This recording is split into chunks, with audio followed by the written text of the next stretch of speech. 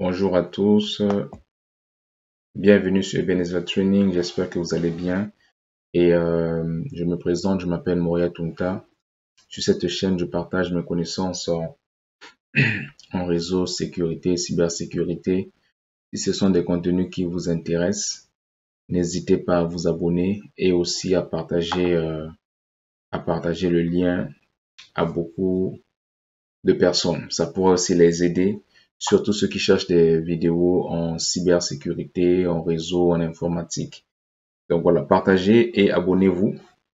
Cliquez aussi sur la cloche afin de ne pas rater des vidéos ou manquer des vidéos qui seront euh, mises en ligne. Alors aujourd'hui, je vais parler d'un UPS. Je vais vous présenter un UPS qu'on appelle plutôt en français, on va appeler ça ondulateur. Un UPS, c'est très important. C'est très important d'avoir un UPS dans votre rack réseau. Pourquoi? Parce que quand il y a des coupures de courant, le UPS ou l'ondulateur peut prendre le relais pour faire à ce que l'Internet ne soit pas coupé ou le réseau ne soit pas interrompu. Donc, je recommanderais vraiment ou je recommanderais fortement à des ingénieurs réseau, ceux qui travaillent en informatique, de penser à ça. Si vous travaillez pour une société et dans votre rack réseau, vous n'avez pas d'UPS, pensez-y, ça va beaucoup vous aider. Donc, quand je parle de UPS, je fais allusion à l'ondulateur. Donc, je vais vous présenter un ondulateur, un UPS qu'on utilise pour nos sites. Ça, c'est un petit UPS. Alors, ça va dépendre, toute la capacité de l'UPS va dépendre des équipements réseau que vous avez dans votre rack. Si vous avez plusieurs switches, des serveurs, vous ne pouvez pas prendre un UPS par exemple, de 500 volts. Vous devez prendre un UPS peut-être de 3500 volts ou 4500 volts, ainsi de suite. Donc, tout va dépendre de la capacité plutôt euh, de, de ce que vous avez, des équipements que vous avez dans votre rack réseau. Donc, ici, j'ai un UPS avec moi ici. Ça, c'est un petit UPS. Généralement, ce genre de UPS, si dans mon rack réseau, j'ai un switch, j'ai un routeur ou un firewall j'ai au moins maximum 4-5 équipements, ça peut le faire.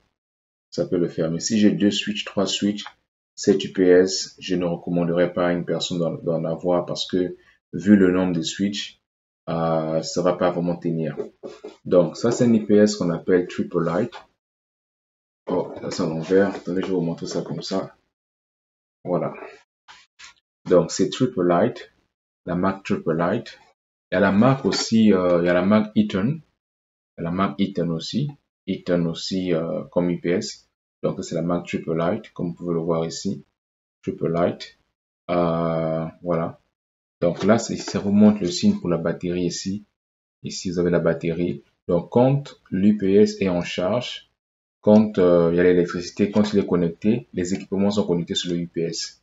Et quand il y a coupure de courant, vous allez voir que le bouton, ça va s'indiquer ici, ça sera vert ici au niveau de la batterie. Pourquoi? Parce que le UPS sera maintenant sous batterie. Donc ça va dépendre, ça peut être sous batterie pendant 1 heure, 2 heures, 3 heures, ça va vraiment dépendre. Le temps que le courant puisse être de retour. Donc voilà, donc c'est ça. Donc on l'allume ici. Mais déjà quand vous le connectez là avec votre câble, le câble est juste derrière, je vais vous le montrer.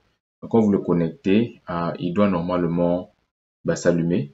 Après vous devez simplement maintenir pour qu'il puisse passer ici. Pour que ça puisse pas être en batterie quoi, ça puisse pas être en batterie. Donc ça va pas être en batterie parce qu'on veut que ça puisse charger.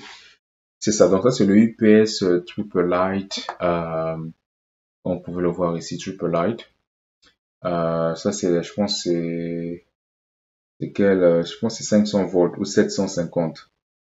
C'est soit 500 volts ou 550. Il y a toutes les informations ici. Le Triple Light, toutes les informations ici. Voilà, donc ça c'est devant. Mais je vais vous présenter au fait à l'arrière de l'UPS, vous allez voir. Maintenant ici, on va mettre des oreilles ici pour raquer le UPS. Donc ça vient avec les oreilles. Vous mettez ici de part et d'autre, donc de ce côté-ci et de ce côté-ci. Après vous le mettez sur le rack, vous le raquez au niveau de votre rack réseau. Maintenant ici, là c'est derrière le UPS, comme vous pouvez voir ici. Ok, là c'est derrière le UPS. Donc ici sera connecté plutôt ici là, toutes vos équipements réseau. Vous voyez ici, je peux connecter jusqu'à 1, 2, 3, 4, 5, 6 équipements réseau ici. Donc, vous voyez 6 équipements réseau. Et cette partie ici, plutôt ici, c'est la carte management. Donc, je peux connecter la carte management.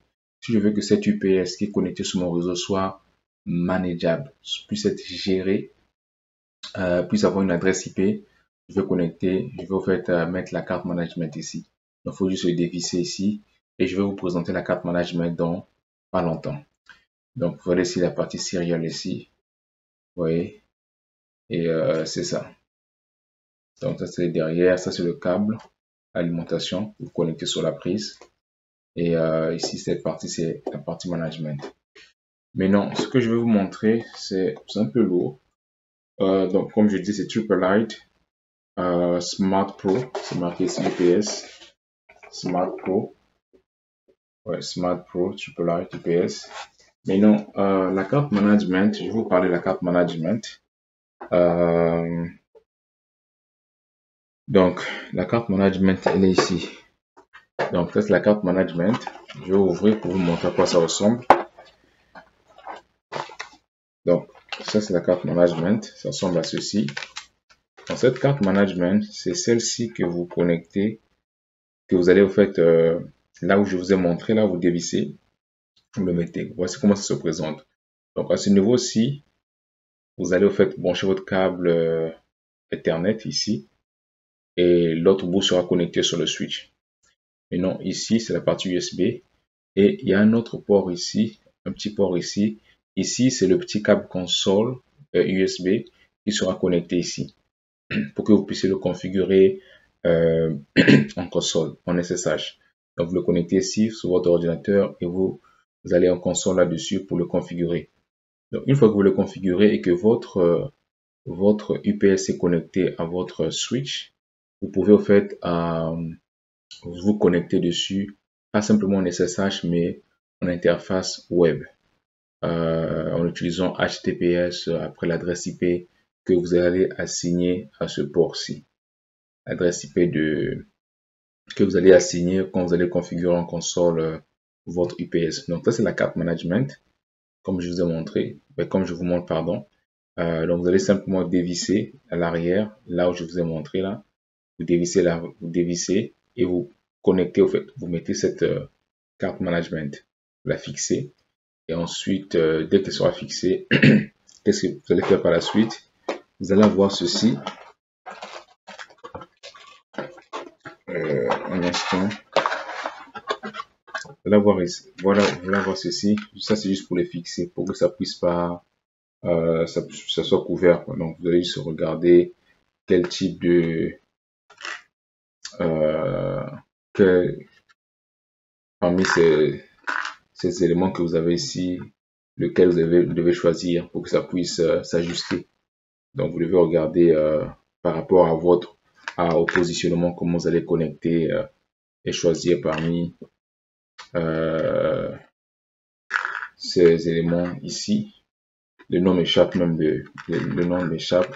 Vous devez faire un choix ici par rapport, juste pour regarder comment le fixer. Donc, vous avez plusieurs choix. Donc, il y a un qui va forcément aller avec votre positionnement de la manière que vous allez connecter votre carte management sur votre IPS. Ça sera soit ceci, ça sera soit ceci. Donc, c'est à vous juste de vous ajuster. Donc, c'est ça. Et là, je vais vous montrer. Ça, c'est le câble console. Le mini câble console USB qui est connecté juste ici. Vous voyez? Juste ici. Donc ici, après le connecter, l'autre bout est connecté sur votre ordinateur et là vous pouvez maintenant le configurer.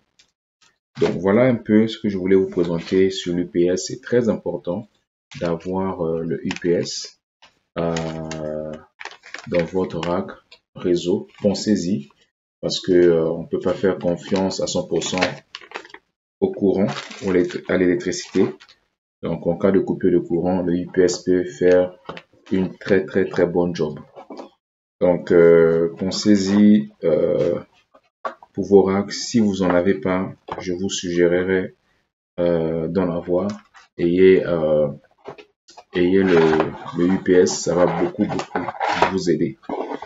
Voilà, donc je vous dis à plus tard dans une prochaine vidéo.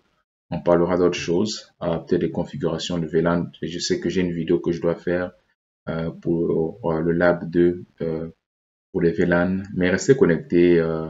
Je partagerai d'autres vidéos avec vous et n'hésitez pas aussi à partager la vidéo si ça vous a plu, partagez à vos connaissances, partagez à des gens qui aiment l'informatique, des gens à qui ça pourrait intéresser. Donc voilà, donc on se dit à un autre jour. Restez connectés. Merci. Bye.